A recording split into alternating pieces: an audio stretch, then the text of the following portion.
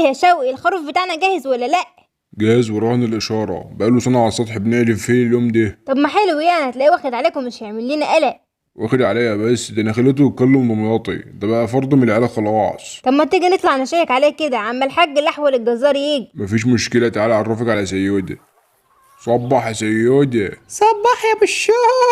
يا خراشي، ده بيتكلم بجد. بقولك مربي بقالي سنة من هو في اللف. اجدع واحد في دمياط يا جدعان. احلى سيودة في الدنيا، اخبارك ايه يا حبيبي؟ انا الحمد لله، بس زعلان منك يا بالشو.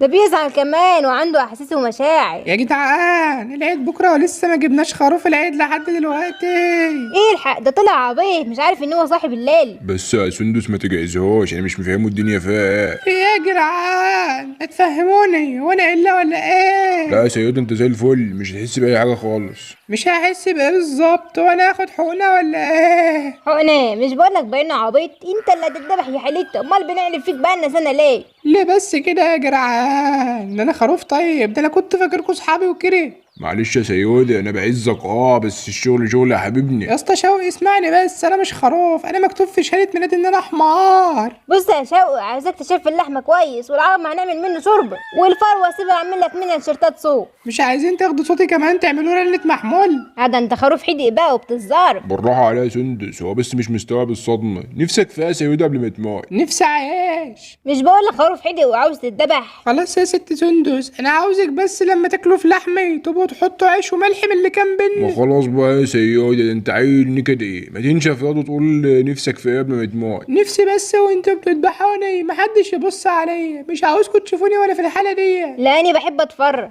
ممكن نقف دي احداد ومحدش يتحرك من مكانه؟ ماشي يا سيودة، لو ده اخر امانيك نقف ده احدى.